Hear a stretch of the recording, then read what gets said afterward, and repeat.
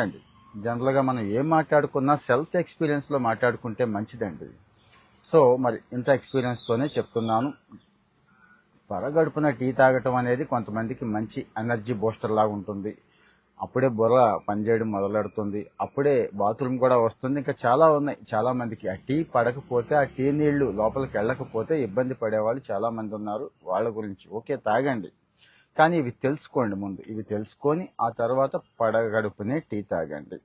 పరగడుపునే tea అనేది ఏమవుద్దంటే tea acidity పెంచుద్దండి. Acid ఒక రకంగా ఆమ్లత్వాన్ని పెంచుద్ది. ఆమ్ల గుణం ఎక్కువ కదండి. దాంతో అది కంటిన్యూ అయ్యి భవిష్యత్తులో అల్సర్లు వచ్చే అవకాశం ఉంటుంది. ఆకలి కూడా తగ్గిపోతుందండి. చాలా మందికి ఆకలిని చంపేస్తుంది. పోషకాలను కూడా గ్రహించనివ్వకుండా చేస్తుందండి.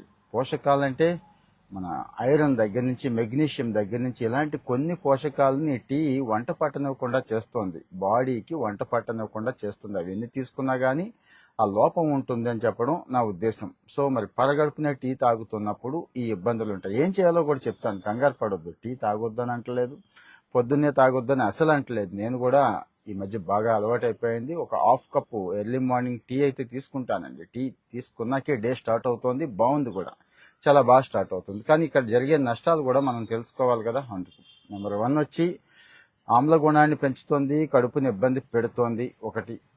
2 వచ్చి పోషకాలు అందకుండా చేస్తోంది. 3 కెఫీన్ అండి. ఇందులో కెఫీన్ ఉంటుంది కదా, మరి కెఫీన్ కూడా ఎక్కువైతే అది ప్రమాదమేనండి. అంటే పరగడుపునే కెఫీన్ కదండి. ఆ కెఫీన్ చాలా చాలా మార్పులు తెస్తూ ఉంటుంది బాడీలో. ఆ మార్పులు కూడా మంచిది కాదు.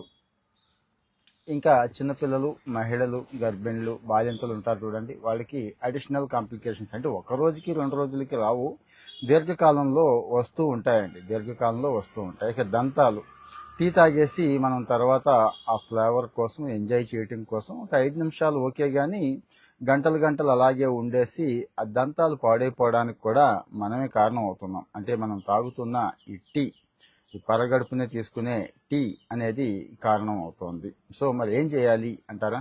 ఏం లేదండి. టీ తాగడానికి ముందు గట్టిగా వాటర్ తీసేసుకోండి. ఒక గ్లాస్ వాటర్ తీసుకుంటారా, హాఫ్ లీటరా, లీటరా? నేనైతే లీటర్ సజెస్ట్ చేస్తాను. లీటర్ తాగేయండి ముందు, ఆ పని అయిపోతుంది. ఏ పని? బాడీకి కావాల్సినటువంటి వాటర్ అంతా కూడా అందుద్ది. ఎందుకంటారా?